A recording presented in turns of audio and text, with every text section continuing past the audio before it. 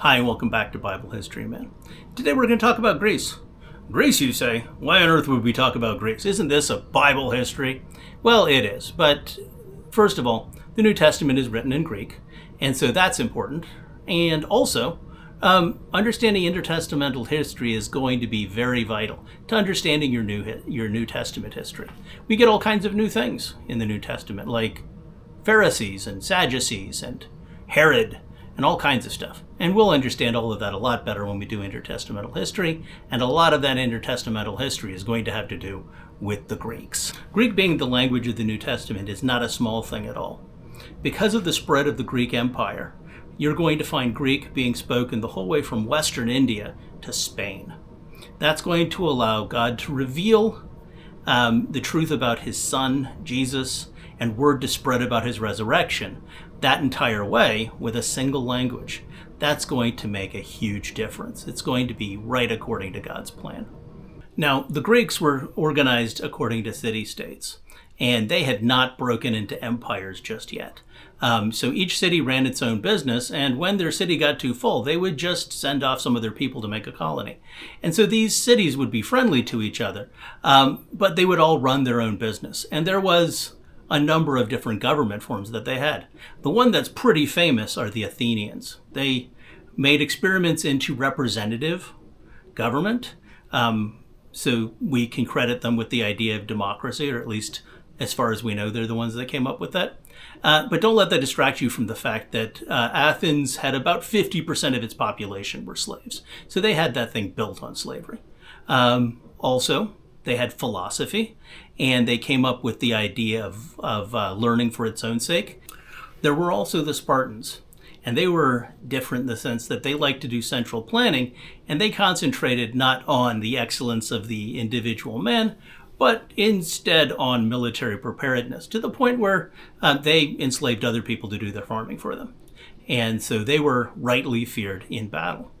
And the Greeks are going to prove to be militarily superior to the enemies that they face, because they're going to have developed a kind of warfare called phalanx warfare, where heavy infantry are going to stand rank to rank, and they're going to hold up their shields, and they're going to have long spears, and they're going to protect each other with their shields and make kind of a wall, and then move into the enemy and use their spears on them. And this is going to be super effective, this formation fighting that they use. Pushing people around, it's going to work really, really well, especially to the horror of the Persians when the Persians are going to face them. And the Persians are going to have to face them. If you remember, Lydia got conquered by the Persians. Well, not everything in Asia Minor belonged to Lydia. There were some city-states along the coast that were Greek colonies. And when the Persians went to go exercise their authority over them, the Greeks told them, no man, we're free. We run our own business. And so the Persians came in and started forcing them to obey. And that didn't make the Athenians happy, so the Athenians decided to meddle. The Persians decided that they were going to teach those Greeks a lesson. And so they got an army and they crossed the Hellespont, and they figured, well, our army is way too big for any of these little cities to take out. But it turns out that that wasn't the case at all. The Athenians were able to field a hoplite army, and they drove the Persians from the field. And the Persians were embarrassed, and they were defeated. And we get that story about Marathon, where the guy ran back to Athens, and precisely the length of a marathon, and he gave the message that the Greeks had been victorious, and then he died, and so now everybody T-poses on him by running marathons and not dying at the end of it. 10 years later, Xerxes decides that he's going to get revenge for the embarrassing defeat that his father had suffered 10 years before. Now this Xerxes, whether you know it or not, is the Ahasuerus of the Book of Esther, and he is going to cross over the Hellespont with not just an oversized army, but a ridiculously large army. Now, Herodotus says how large this army is, but frankly, I don't believe him. I don't think that there was any way that they had that large an army. But it was for certain way too big. And they're going to come down, and they are going to get stopped at a narrow pass by a group of 300 Spartans and 1,000 other Greeks. And they're going to delay them for a period of time until the Persians manage to get around to the other side of the pass and attack them on both sides, and they kill them. And that's the Battle of Thermopylae, which is one of those legendary battles that is a lot of fun to look into. Then the Persians are going to go down, and they are going to burn Athens to the ground in revenge for what happened. But it's not going to be very satisfying, because the Greeks are going to have withdrawn their people off to an island. And so while they get to burn the city down, it's just not satisfying unless they get to kill the people too. Because, I mean, where's the fun in that? So they're going to get in their boats and try to take the island. But it's not going to happen. They're going to get bottled up. Their boats are going to get rammed and they're going to get burned. And they are going to get absolutely trounced in a sea battle by the Athenians. And to make things worse, their army is going to run into the whole army of the Spartans instead of just 300 of them, with some starch from some other groups. And they're going to charge downhill into them, and they are going to turn them into a group of fleeing remnants. And the Persians are going to find out that the size of their army just isn't going to help them, because these Greeks and their phalanx warfare is just a little bit more than they are able to deal with. After the Second Persian War, the Greeks are going to decide that they need some sort of insurance policy. So what the Athenians are going to do is they're going to form something called the Delian League. And the Delian League is going to be this idea they have where everybody is going to contribute boats and soldiers so that they can have a common army to go and fight against the Persians if the Persians should invade. Not that the Persians are planning to invade anymore. They've learned their lesson. But the Athenians don't want to let an opportunity go to waste. Now the Spartans, of course, suspect them. And so they don't join in this Delian League.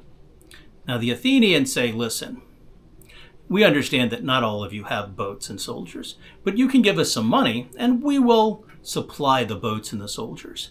And before you know it, the Athenians have an empire, because now they have this league that can enforce their will over everyone else because it works for them. The Spartans are not going to like that at all. And there's going to result a war called the Peloponnesian War, where the Spartans and their friends are going to go against the Athenians and their friends, and it is going to end up being a real nightmare for everybody. In the end, a horrible disease is going to ravage the city of Athens behind their wall. They've got a huge wall because they don't dare fight the Spartans on land, and the Spartans don't dare fight them at sea.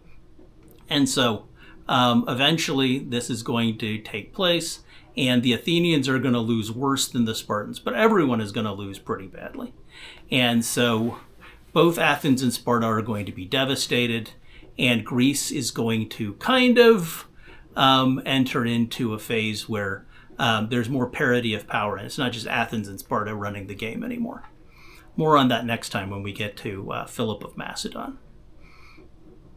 But these Greeks have shown that they are militarily superior to the Persians, and the Persians are going to decide that the only proper way to deal with these Greeks is to pay them to attack each other, and occasionally pay them to fight for them as mercenaries, because the Persians certainly have no interest in fighting against the Greeks anymore. And so it's going to sit until the Greeks decide that they would like to fight with the Persians. Next time on Bible History Man. Well, that's another one of my episodes. Thank you so much for watching the whole way. If you have any questions, please leave them in the comments below. I love to answer questions. And if you're interested in it, I would love to talk about it. Also, if you have any other ideas about things that I could tell you about biblical history, I'm always open to suggestions, because it's what you want to hear that I would like to talk about. Now, if you like biblical history, like I like biblical history, or even a fraction as much as I like biblical history, I have a book out called A Helpful Handbook of Hebrew History. And it's available on WisePath Books or Amazon.com, and the links are in the comments below. Now, I would recommend that you would read a book instead of listening to videos all the time, because as an educator, I know it's much better for your brain, especially if you're not an adult yet. If you're still a youth, your brain is better if you read. So I would recommend that you read that book.